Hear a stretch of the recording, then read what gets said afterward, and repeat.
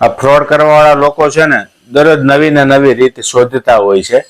આ વખતે ઓટીપી પણ નથી આવતો કે નથી લિંક આવતી, પણ સીધી સાદી રીતે તમારા વોટ્સઅપમાં એક ફોટો મોકલે છે ને એમાં નીચે લખ્યું હોય છે કે આ ભાઈને તમે ઓળખો છો કે નહીં.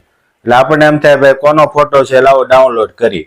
જેવા ફોટામાં ડાઉનલોડ કરો ને એની અંદર જ એનો કોડ છુપાયેલો હોય છે. જેવા તમે ફોટા ઉપર ક્લિક કરશો ને એટલે તરત આવશે વેરીફાઈ યોર એકાઉન્ટ. એટલે આપણને એમ થશે યાર વોટ્સઅપ અપડેટનું જરૂર છે. એટલે તમે વેરીફાઈ કરવા માટે મોબાઈલ નંબરને ઓટીપી નાખશો ને એટલે તમારો ફોન હેક થઈ જશે.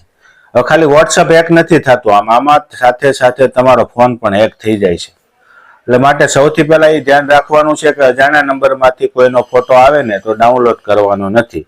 બીજું કે ફોટા ઓટોમેટિક ડાઉનલોડ થઈ જતા હોય ને તો તમારે વોટ્સઅપના સેટિંગમાં જઈ ને ઓટો ડાઉનલોડનો જે ઓપ્શન છે ને એ બંધ કરી દેવાનો છે, બરોબર છે. અને બીજું કોઈ પણ અજાણી વ્યક્તિમાં કે કોઈ પણ માહિતી પૂછે ને તો તમારે આપવાની નથી, કારણ કે ડાયરેક્ટ ફોનમાં વાત કરી લેવાની. આ સીધો સાદો રસ્તો છે. કોઈ પણ ઓછું ભણેલા લોકો હોય ને તો પણ છેતરાઈ જાય, ને ભણેલા હોય ને તો પણ છેતરાઈ જાય કે લાવો આપણે જોઈએ ભાઈ કોણ છે, કોના વિશે માહિતી માગે છે.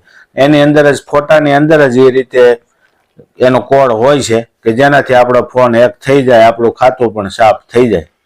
તો ઘણા લોકોને એવું હોય કે ભાઈ આપણા ખાતામાં ક્યાં પૈસા રાખીએ છીએ, પણ તમારો આખો ડેટા ચોરાઈ જતો હોય છે. તમારા જેટલા ફોન નંબર 500 થી 1000 વ્યક્તિના ફોન નંબર જો તમારા ફોનમાં છે હોય ને તો એ પણ ચોરાઈ જાય, પછી એને પણ આ રીતનો મેસેજ જતો હોય છે. એટલે માટે ખાસ ધ્યાન રાખજો. સ્કેમ જાણીતો પણ હશે તમારા માટે અને ઘણા લોકો જાણતા પણ નહીં હોય.